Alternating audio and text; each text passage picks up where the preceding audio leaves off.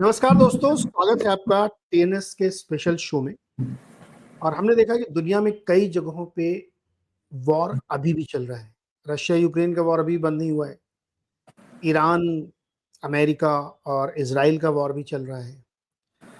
लेकिन अब वॉर के तरीके बदल रहे हैं और हेजेमनी के तरीके बदल रहे हैं। तो जो पुराने बहुत ही कन्वेंशनल तरीके थे वॉर के, उसमें बहुत चेंजेस आ गए हैं। अब नए ज़माने का जो मॉडर्न वॉरफेयर है या फ्यूचर में जो वॉरफेयर होगा, उसके क्या तरीके हो सकते हैं और उसमें किस तरह से हर अलग-अलग कंट्रीज़ अपनी प्रिपेयर्डनेस बना रही हैं, उसको समझना ज़रूरी है। क्योंकि तभी कोई देश बहुत मज़बूत हो सकता है जब उसको मॉडर्न वॉरफेयर के बारे में मालूम हो कि फ्यूचर में वॉर कैसे लड़े जाएँगे।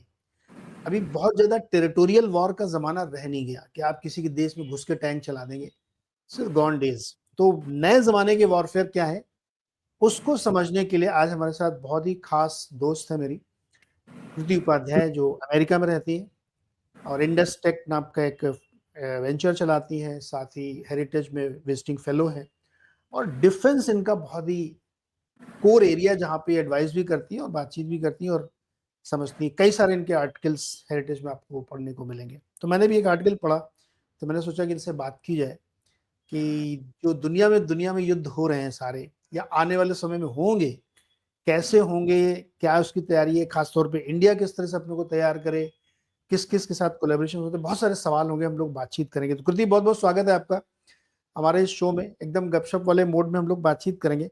तो बताइए पहले तो क्या चल रहा है आपके यहाँ? Thank you Neeraj ji. I know हम लोग काफ़ी टाइम से सोच रहे थे बात करने का, और अगर आपको कोई आपत्ति ना हो तो I try talking in English, क्योंकि मुझे हाँ, उतना हाँ, टेक्निकल टर्म्स वगैरह हिंदी में आते नहीं। बिल्कुल। तो इंग्लिश और हिंदी दोनों में बात करेंगे।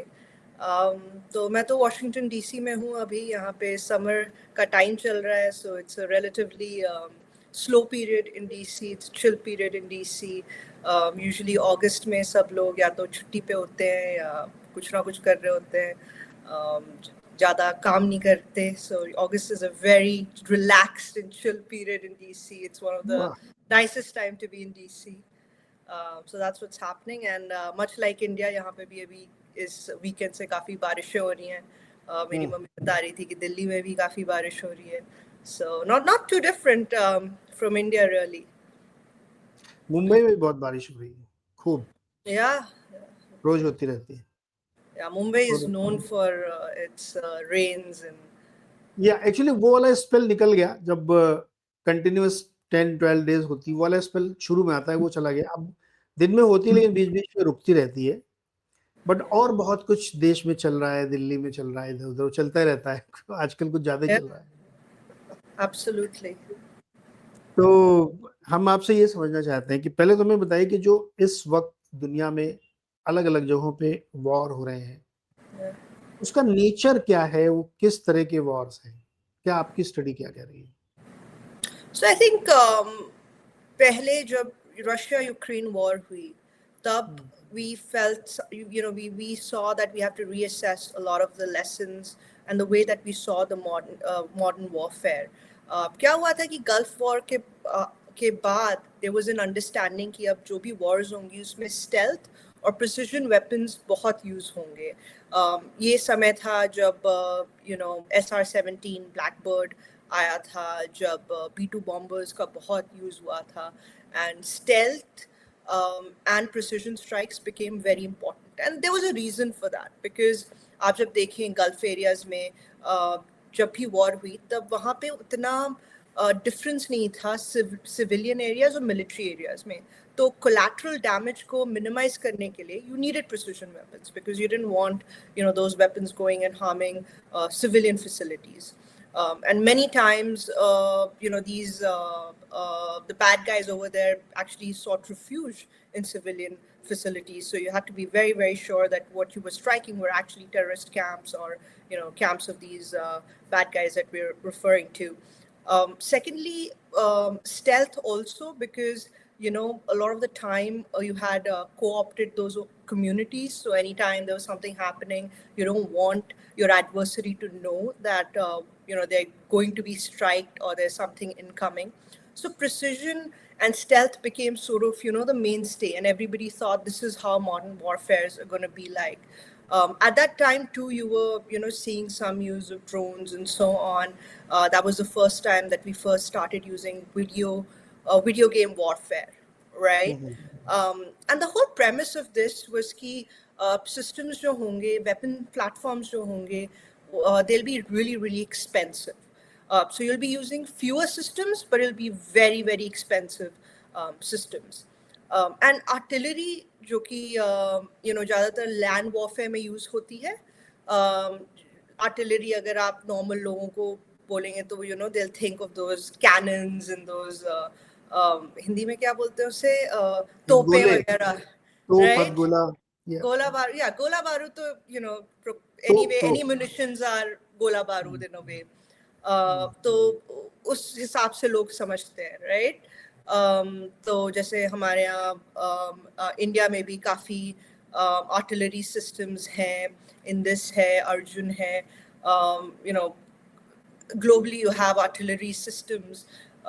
So you know these are large calibers जिसमें वो बड़े munition shells लगते हैं 155 mm and so on.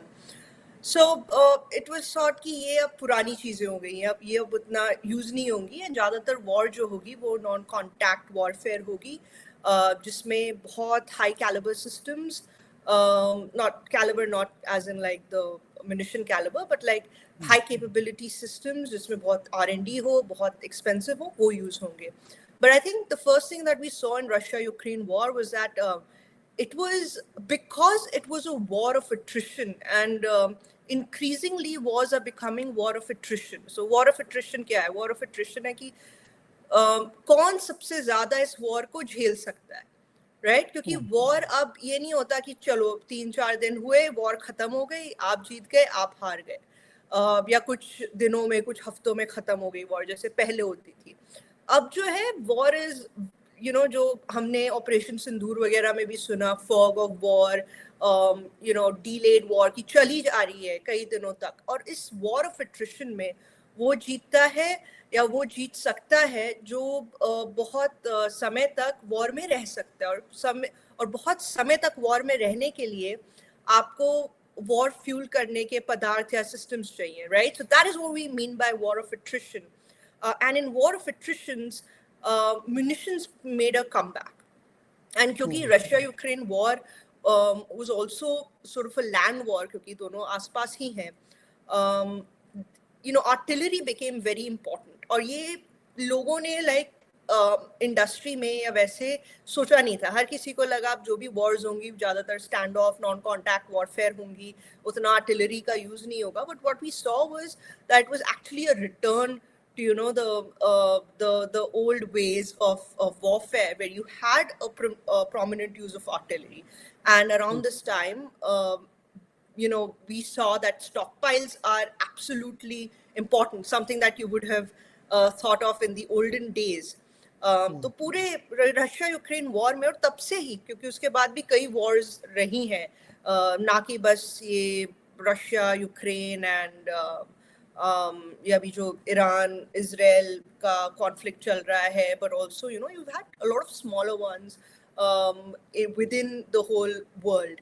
And in सब में, because there's a need for munitions, we had this huge dearth of the things that go into making munitions, which are propellants, primers. So ये आप समझ लीजिए जो basic चीज़ें होती हैं जिससे कि आप munitions बनाते हैं, और munitions हर चीज़ में लगती हैं, चाहे आप and we'll talk about it a little bit more, but चाहे वो loitering munitions हो जो आपके drones होते हैं जो kinetic warfare में होते हैं, किसी भी kinetic चीज में.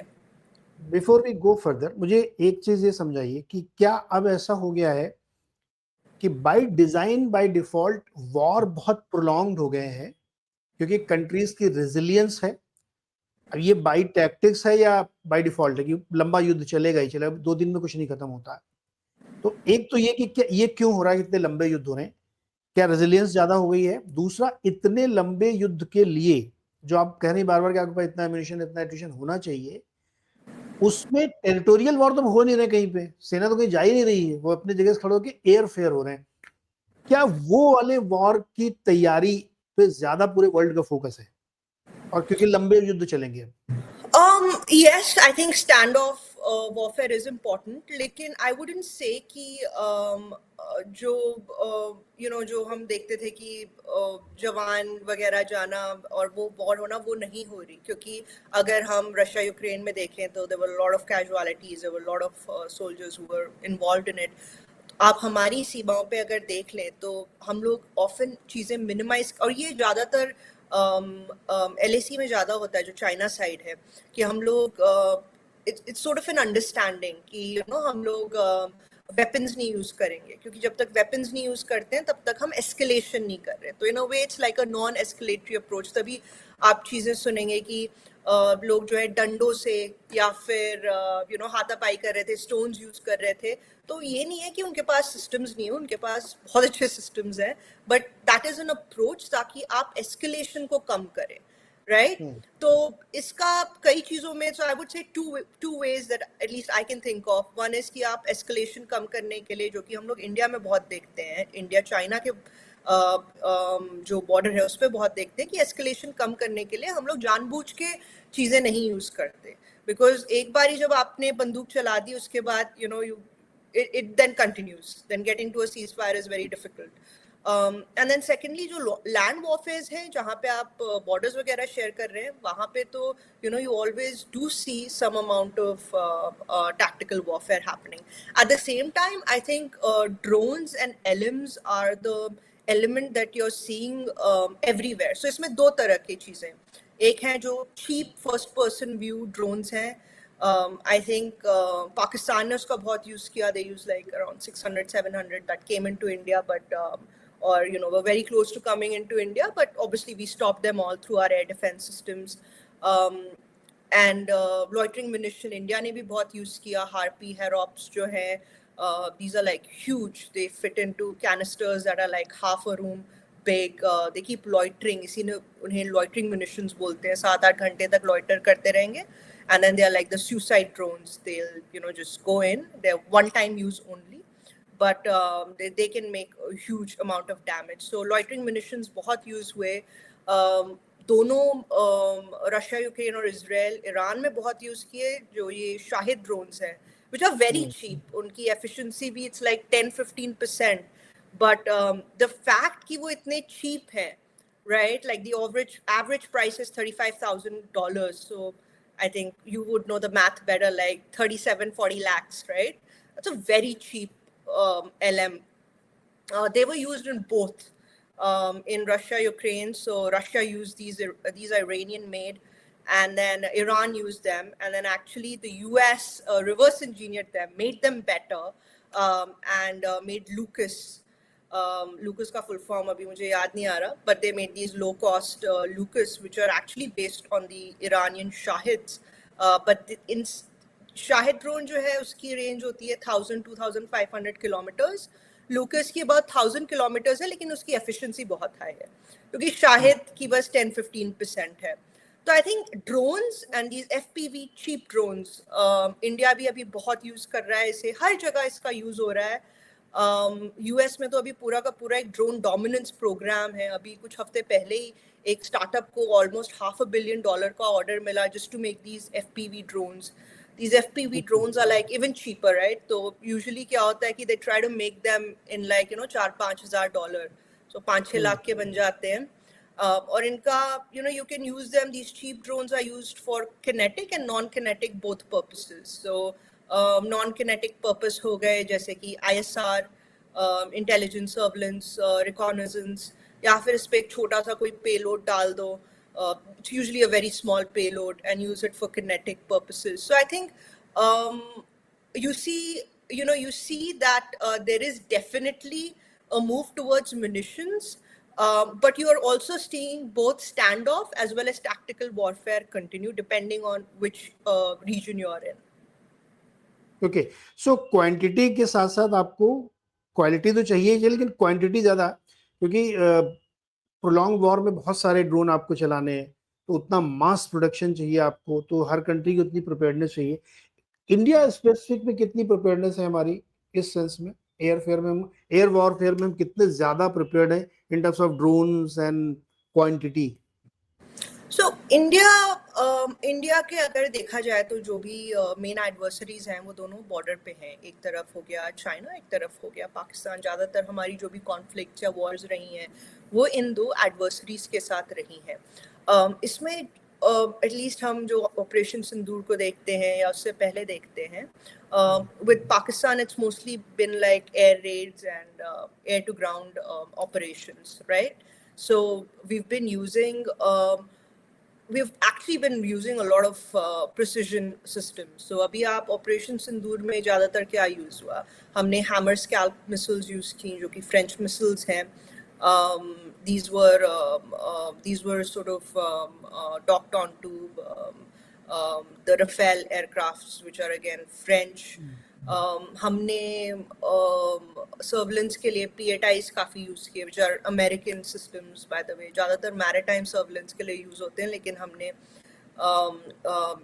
पाकिस्तान के साथ भी सर्विलेंस में यूज़ किए.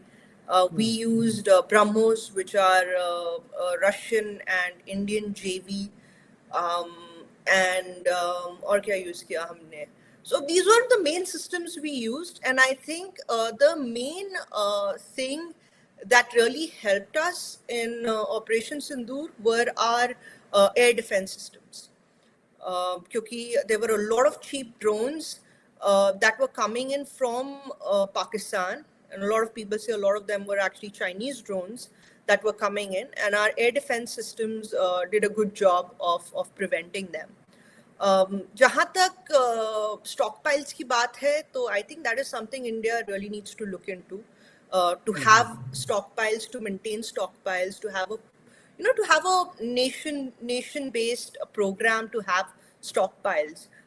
कई countries ये करते हैं. इसमें कुछ trade-offs भी होते हैं because you don't want to hold so many stockpiles. Use हो ना हो and वो ख़राब भी हो जाते हैं. कुछ सालों बाद का शेल्फ लाइफ होता है, उसके बाद आपकी एक्यूरेसी वगैरह कम हो जाती है. लेकिन I personally believe better safe than sorry. Right, it's always better to have those stockpiles, and this is a mistake that a lot of countries did. कि हमने globally उतना हमने artillery munitions का stockpile नहीं रखा. तो जब ये wars हुए, then even though the initial war was just in Russia, Ukraine, Nagorno-Karabakh and all these areas, world wide बहुत मारामारी हो चुकी थी. जो munitions है and munitions के जो propellant and primer ये सब है, जो by the way ज़्यादातर supply chain चाइना में है, globally भी. So I think it's better to have that stockpile in India. India में MIL Munitions India Limited है. वो ज़्यादा, I think that's the only one जो पूरा, I know that's the only one that does end to end. तो वो ammunition भी बनाते हैं, ammunition के पदार्थ भी बनाते हैं.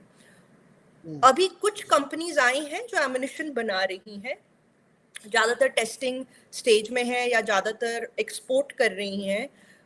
उतना इंडिया में नहीं दे पा रही बिकॉज अगेन इंडिया के रूल्स वगैरह कुछ ऐसे हैं.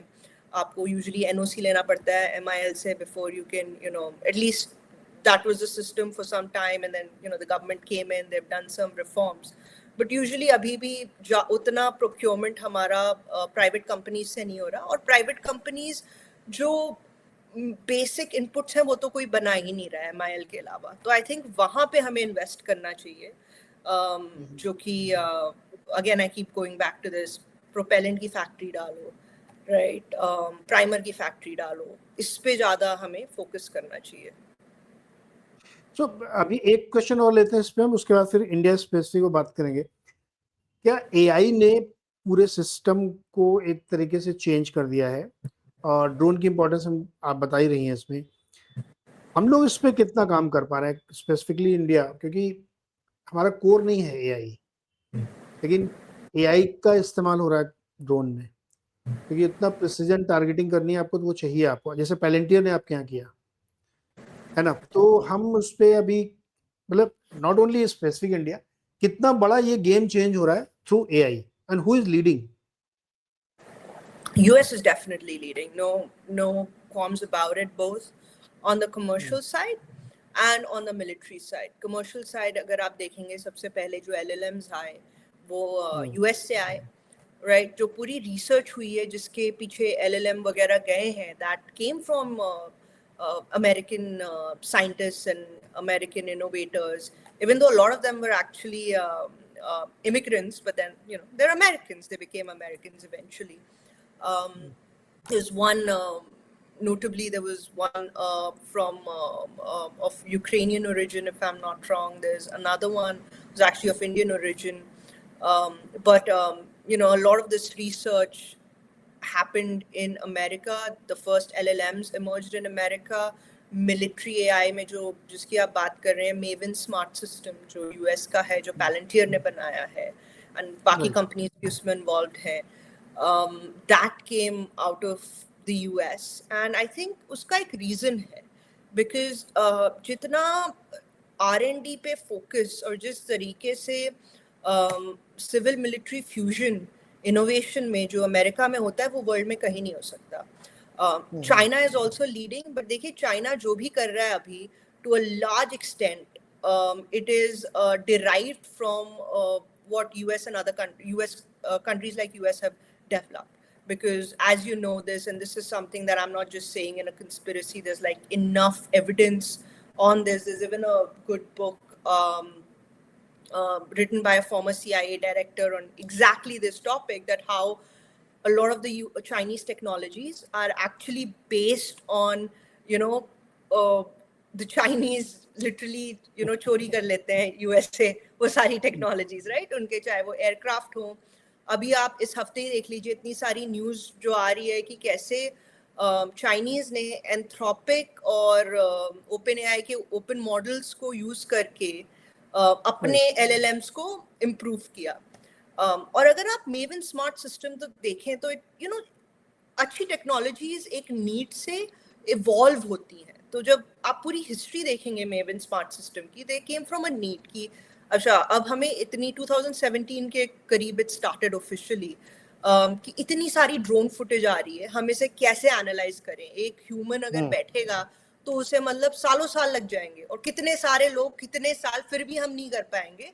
सो इसे ऑटोमेट करना पड़ेगा. And it started with computer vision and evolve करते करते आज वो सबसे one of the best targeting systems बन चुका है globally.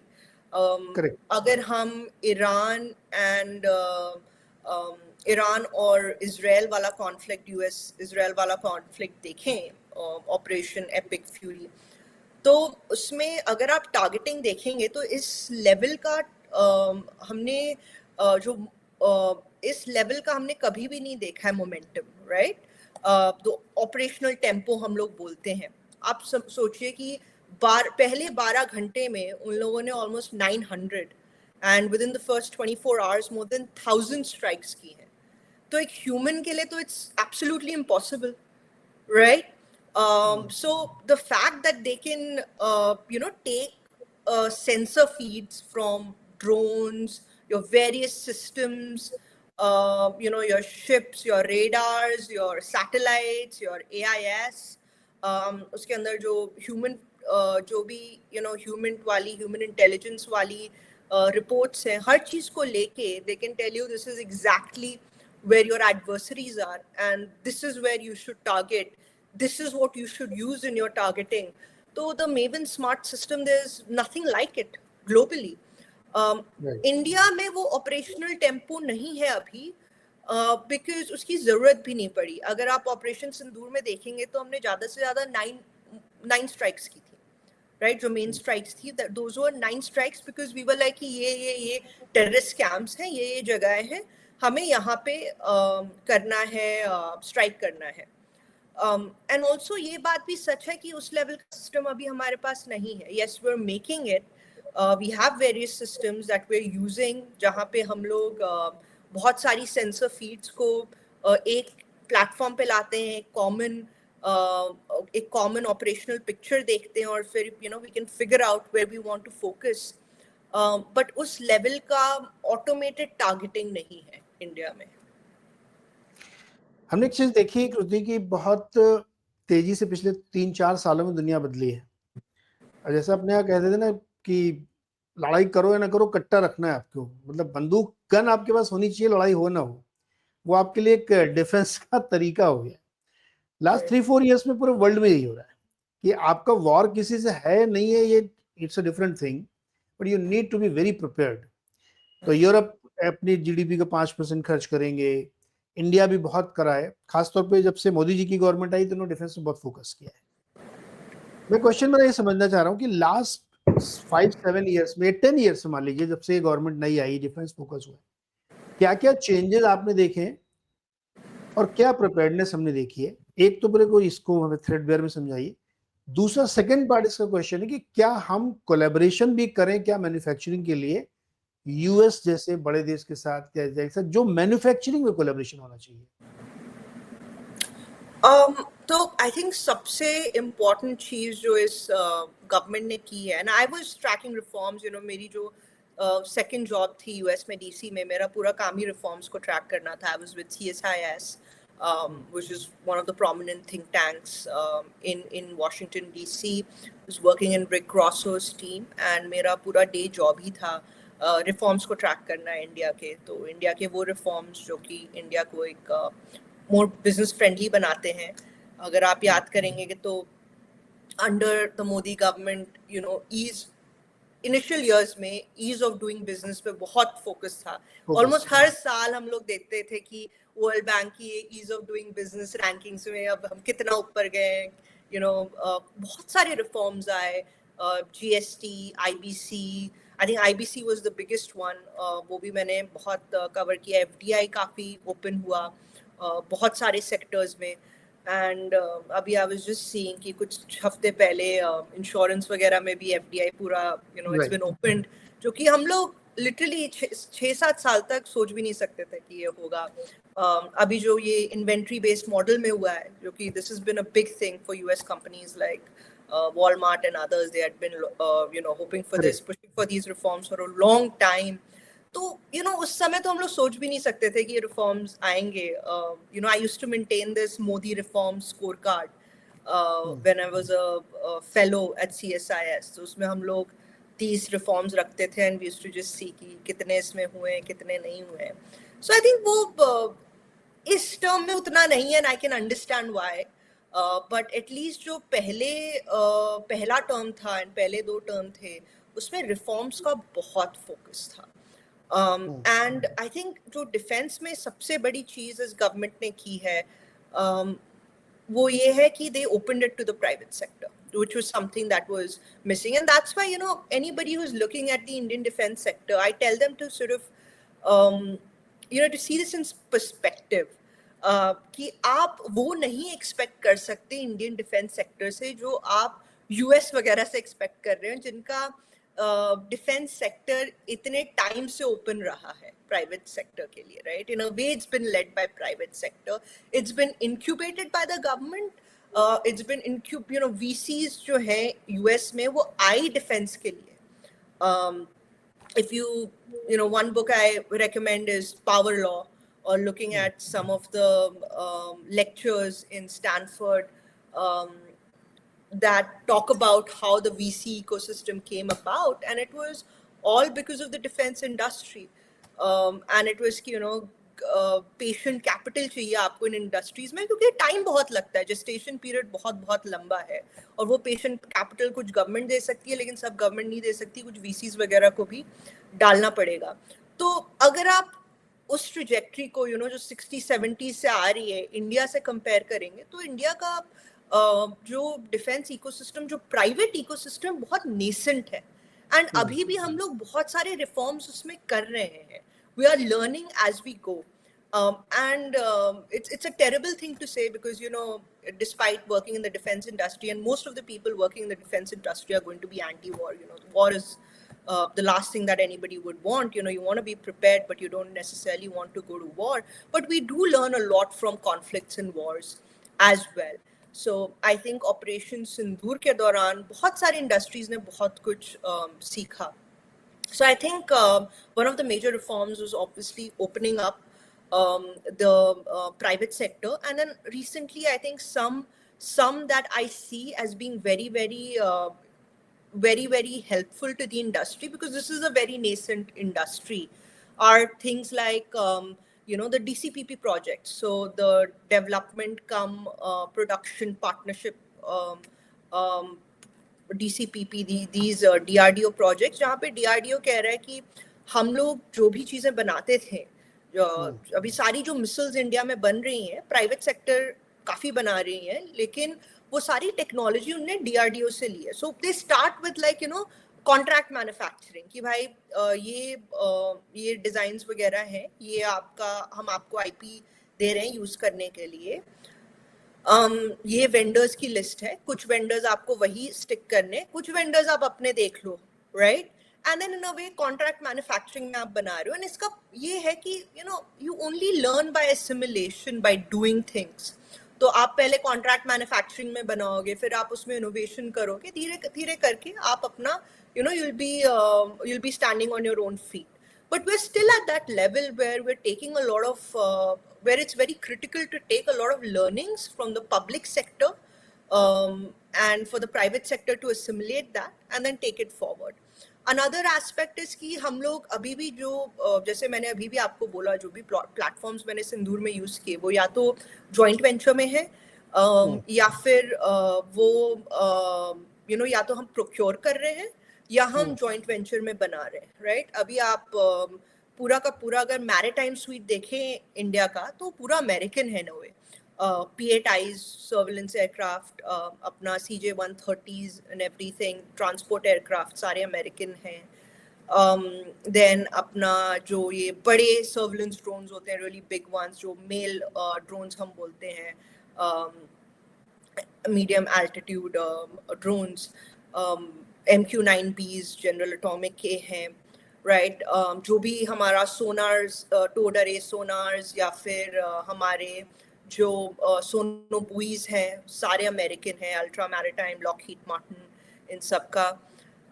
So a lot of our suite is American, and then we're also doing a lot of the stuff in JV with countries like Israel. तो हमारे जो सारे loitering munition है, ज़्यादातर harpy, हेरोप, ये हैं जो कि IAI के हैं, Israeli aerospace industries. फिर we're doing a lot of stuff with Russia. So BrahMos is with Russia. BrahMos actually stands for Brahmaputra and Moskva, which are two rivers in India and Russia. So we're getting there, but I think people need to sort of temper their expectations and realize, see it in perspective, that in a way हमारा private sector defense का is like 10 years old. And उस हिसाब से we're doing some really cool stuff. आप देखें इतने सारे young बच्चे अब काफी अच्छा कर रहे हैं, drones वगैरह बना रहे हैं. So it's I think the future is hopeful. My question is, IP हमारा नहीं है, IP इजराइल का है, US का है, रशिया कहीं का है. हमने JV किया और हम इसको मैन्युफैक्चर यहाँ पे कर रहे हैं. ये हो रहा है. अगर हम पूरा एयर डिफेंस सिस्टम ले लें या बहुत प्रिसीजन इक्विपमेंट ले लें, तो उसमें IP हमारा बहुत कम है या नहीं है? आप ये कह रही हैं? Yes, in a way, yes. उतना IP नहीं है हमारा. या तो हम लोग outright procure करते हैं, या फिर हम लोग उसे JV में बनाते हैं, ज़्यादातर जो systems हैं. लेकिन अब कई चीज़ें हैं जो हम खुद भी बनाते हैं और जो हम globally export करते हैं. तो अगर आप Apaches देखें, Apache helicopter, US Apache helicopters हैं, उसके जो global fuselages हैं, ऊपर की covering होती है, वो पूरा का पूरा 90% इंडिया में बनता है ग्लोबल मार्केट्स के लिए. CJ-130 के काफ़ी कंपोनेंट्स बनते हैं. देन वायर हार्नेसेस में हम लोग काफ़ी एक्सपोर्ट करते हैं. और क्या, सब सिस्टम्स हम काफ़ी बनाते हैं क्योंकि सॉफ्टवेयर वगैरह इंडिया का इज़ प्रीटी गुड, तो सब सिस्टम्स वगैरह काफ़ी बनाते हैं और अब एक्सपोर्ट पे भी पुश आ रहा है. तो अभी I think one of the largest export destination is Armenia. तो अभी recently आर्मेनिया की मिलिट्री परेड भी हुई थी जहाँ पे काफ़ी systems, Indian systems थे. But we're taking some of the first steps in this. But I think एक चीज़ जो इंडिया के benefit करती है, दो चीज़ें actually. One is कि इंडिया में एक बहुत ही robust automobile industry रही है. Especially अगर आप तमिलनाडु वगैरह में देखें या अपने दिल्ली के पास गाजियाबाद में आप देखें, तो 2-3 ऐसे हब्स हैं जहाँ पे बहुत ही स्ट्रॉन्ग ऑटोमोबाइल इंडस्ट्री है और वहाँ मतलब वो लोग सम ऑफ द बिगेस्ट ब्रांड्स के लिए कंपोनेंट्स बना रहे हैं. So a lot of them are now shifting or have shifted towards making some of these aerospace and aviation parts.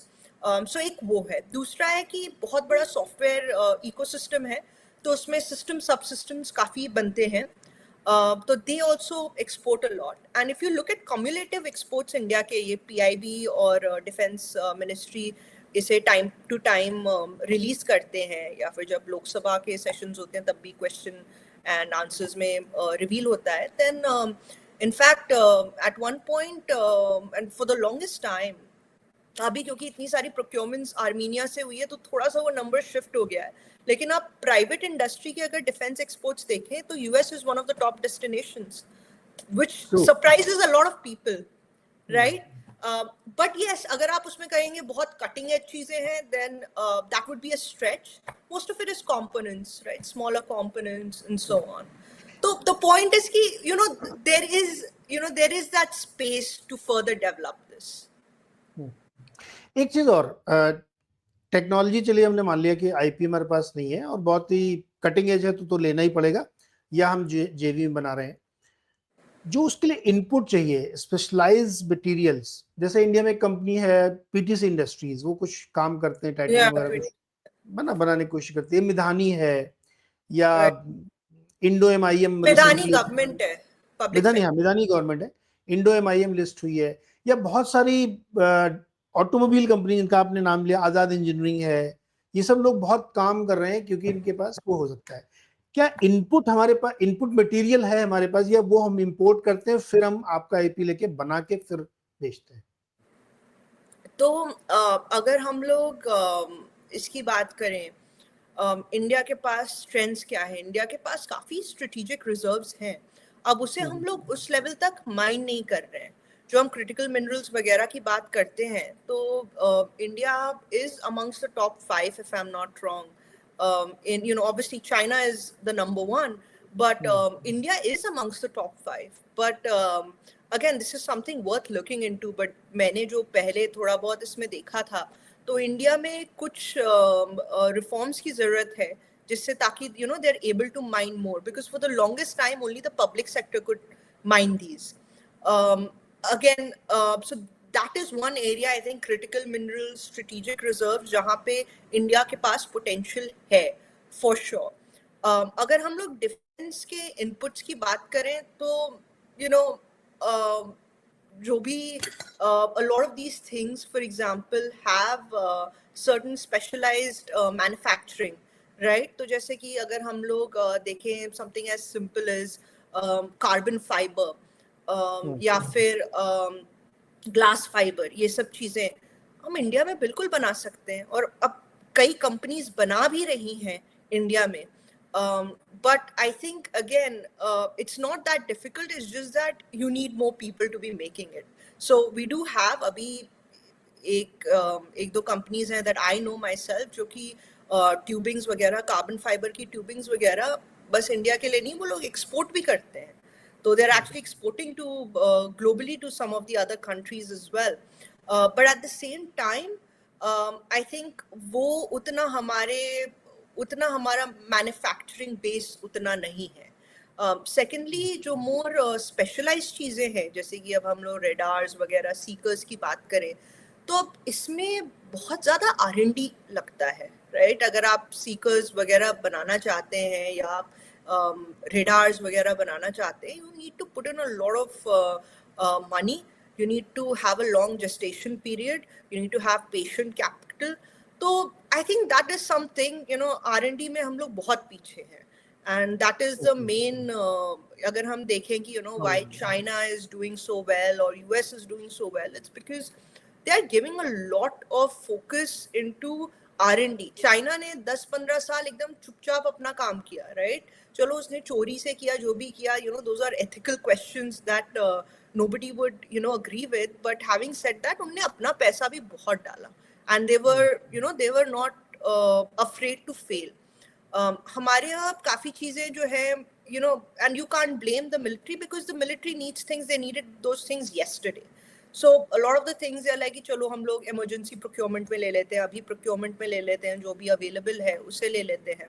So it's a catch-22. You need those things. You need them yesterday. You want to procure them fast. But at the same time, if you don't put in the R&D, you don't put in the patient capital and develop the manufacturing base, you're never going to have them on your own. So I think वो balance maintain करना बहुत ज़रूरी है. But at the same time, you know, having indigenous technologies is very important. But we also, and you know, you're an economic student, you know, कि it's all about competitive advantage, right? Economy Right. cannot make everything, and if an economy started doing that, it won't be a very efficient economy. So there's nothing wrong in working with friends to get things that are that help you and figure out ways where you can also do certain things for your other partners and friends. So who is our best friend? So for the longest time, we used to take a lot of things from Russia, right? But that has reduced, and there are reasons for that because पहले Russia की खुद की technological advancement अब उतनी नहीं है जितनी पहले ज़माने में होती थी. दूसरी बात, Russia and China are very, very, close allies, friends. So China is an adversary for us. It's a concern, a challenge for us. So it becomes difficult to fully trust Russia. And a lot of the people, I always give this example to a lot of people who say that, nahi, Russia to, all weather ally hai, ye hai, wo hai. Ki, because China stopped them, Russia actually didn't give one of these radars to India, right? So that tells you, and you know this, you follow economics, that a lot of the Chinese Russian economy today is underwritten by China. So I think it was a factor of all these things that if you look at the CIPRI figures right now, in the past 10 to 12 years, India has reduced Russian military equipment. At the same time, it's increased more than 530% from Western countries like US, France, Israel. So I think these three are like our top friends. I always say Russia is the past, America is the future. Then again, you can call me biased because I work on the US-India relationship too. But it's something I truly, truly believe in. And if you look at US, Israel, France to a certain degree, they are the leading people in innovation globally. France has been very open to co-production. US has been open to co-production. अगर आप GE engines देखेंगे तो उसमें हम लोग जो F414 engines हैं उसे हम लोग co-produce कर रहे हैं. Engine technology is one of the most critical technologies that's like billions of dollars in years to develop, and the very fact that the US is willing to do that with India tells you how important this relationship is. Israel has been working, in fact, on a lot of DCPP projects with Indian industries as well. Israel is doing a lot of co-production with India. France is doing co-production with India. So I think these are the folks that I would say are India's friends. So India-US friendship in co-production, do you see reluctancy, eagerness, or some hiccup? What is the scenario? Look, I'll tell you that there is, and I know that it's been a difficult time.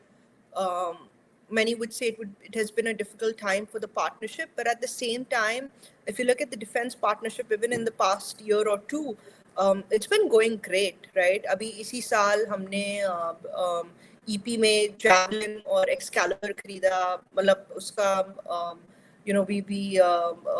we decided to procure those from the US under EP. Now we're working on doing co-production of the Javelin. These are ATGMs, anti-tank guided missiles. In US is India's largest bilateral and multilateral exercise partner. तो ये सब चीजें अभी भी हो रही हैं, right? So I think जहाँ तक US-India relationship की बात है, that is a bipartisan relationship, which is which is an accepted fact in Washington DC, anywhere. It is also a relationship जहाँ पे जो defense, देखिए commercial ट्रेड में हमेशा से प्रॉब्लम्स रही हैं, वो अभी की प्रॉब्लम नहीं है, वो 10-15 साल हमेशा से रही है, because US has always had an issue with how India is so protectionist, and US has been a very very open economy, right? तो अगर हम average tariffs भी देखें तो US जो इंडिया पे डालता है that's less than 2%, इंडिया जो US पे डालता है that's more than 11%, so there's a huge gap, and वो issue हमेशा से रहा है, they've been going at it in WTO and all of that stuff, so that's nothing new. And it's just that President Trump has wanted to make this a more equal relationship and have reciprocity in that there's been a much more focus on these trade ties, but the defense ties are really the strength of our relationship, and they are going well, and there hasn't been a change. I would say there's only been an upward trajectory. We've gone from like literally zero to today a pipeline that is over $25 billion, and इसमें सिर्फ platforms नहीं है जो India US से खरीद रहा है, but there's a lot of co-production. Like I said, there are a lot of components and stuff that India sells to the US as well. So I think there's a lot of momentum, and there's only an upward trajectory in this relationship. But do you feel India-US relationship in terms of defense is still a buyer-seller relationship? No, I don't think so. I think that from the longest time, there has been a push to co-produce stuff together, right? So if you look at one of the very first initiatives was the DTTI, the Defense Trade and Technology Initiative. This goes back to like Ash Carter and Bob Works and all of these great guys. In fact, जो India का IDEX है वो भी DIU पे model किया हुआ है, and the people the people who were involved in DIU at that time, a lot of them went to India, and a lot of them who are good friends as well, and helped set up IDEX, which came around also under the Modi government when Ajay Kumar was the defense secretary, Jaju was the joint secretary. So there's been a lot of collaboration on US and India, not just on buying, selling stuff, on co-production, but also having systems in place. So there's a lot of learning that India does from the US. There's a lot of learning that US does from India. A lot of our exercises are focused on things that we can learn from each other. So जैसे युद्ध अभ्यास जब होता है, युद्ध अभ्यास हमारा एक एक्सरसाइज है, तो हर साल होता है, तो उसमें ज़्यादातर हम लोग फोकस करते हैं high altitude warfare, because India की जो हमारे जो LAC वगैरह के एरियाज हैं, they're very very treacherous areas, right? Very treacherous terrains, and India has one of the most coldest environments. Air is very thin. Many of the communication systems don't work.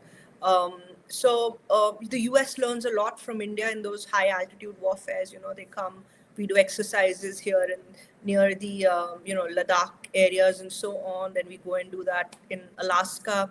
So it's a very balanced relationship, and I think the US has also tried to make it a balanced relationship, right? Because you want to be equal partners when you're working together for a long term. It's not just, there's stuff that India has to learn, but there are things that the US can learn from India. So going back to DTTI, so, DTTI was like, I think 10 years back or something, could be longer, where for the first time we were like, we will make drones together. We will make, it was very ambitious. We were also like, we'll make fighter jets together. And that ambition is important. And अभी भी जो INDESX वगैरह रहे हैं, ISET रहे हैं, सब में यही रहा है कि how do do co-production together, because and this is something I believe in. I've written a lot on this, Indian innovation, US innovation and Indian scale. तो जो वो scale है that India can provide to the US, it's very precious to the US, because you don't have that amount of scale. Manufacturing things is very expensive in the US. You can do that cheaply in India. At the same time, there are a lot of innovations that the US has that can be of importance to India. So I think we've tried to make this a balanced relationship, and that continues. Perfect. तो काफी कुछ किया है और ये बहुत कुछ करने की Yeah, उम्मीद और संभावनाएं हैं। So right. We can say India is future ready in terms of defense sector? I guess yes. I think we're heading towards that. But look, in something like defense, it's never like you can never say this is enough, right? Yes. And I think that we need to focus more on having some of our innovations go into procurement. Um, we have one IDEX. I always say we need 100 more IDEX. Right we need a whole innovation ecosystem. अगर आप US में भी देखें, बस DIU नहीं है, DIO है, defence innovation organisation, जिसके अंदर सॉफ्टवर्क्स, एफवर्क्स, they have like more than 100 organisations coming under that. तो वैसे हमें भी एक आईडेक्स नहीं बल्कि 100 आईडेक्स चाहिए। हमें चाहिए कि जो भी हमारे चैलेंजेस और इनोवेशंस हैं जो हमारे यंग लोग बना रहे हैं वो जल्दी से जल्दी प्रोक्योरमेंट में आए। हमें गवर्नमेंट का R&D का सपोर्ट चाहिए, गवर्नमेंट की इंक्यूबेशन चाहिए, and patient capital private sector का भी चाहिए। यू कांट बी लाइक वो ट्रेडर मेंटालिटी कि भाई अगर एक है तो मुझे 2 साल के अंदर चाहिए। थोड़ा सा हर किसी को देश के लिए सैक्रिफाइस करना पड़ेगा, and it's not a sacrifice because in time you will make that money back, because you see in the US all these VCs and all these defense companies are making good money, but I think patient capital सबसे ज्यादा important चीज अभी India में हमें चाहिए, both from the government and from the private sector. यही तो है नहीं अभी, क्योंकि तो पेशेंट कैपिटल का ही तो प्रॉब्लम है, और R&D पे बहुत कम खर्च, क्योंकि वो पेशेंस नहीं है कि 9 आउट ऑफ 10 टाइम हम आप लूज करेंगे, वो पेशेंस नहीं है। लेकिन मैं एक चीज कहूंगा कृति, बहुत इंटरेस्टिंग है, हमारे यहाँ बहुत सारे स्टार्टअप है छोटे छोटे जो काम कर रहे हैं, और पता नहीं कितनी उनको सक्सेस मिले, क्योंकि वैसे भी 90% से ज्यादा फेल सक्सेस होता है, फेलियर रेट होता है किसी भी स्टार्टअप में, लेकिन काम हो रहा है। तो पैसे उनको चाहिए और पेशेंस चाहिए, तो शायद वो कर पाएंगे, but they are lagging behind. जैसे अभी स्काई रूट ने हमारे यहाँ जो रॉकेट ऑर्बिट में इन प्लेस किया है, actually they are 20 years behind. जो 20 साल पहले स्पेस एक्स ने किया है, चाइना ने कर लिया, वो हमारे यहाँ अब किया हमने।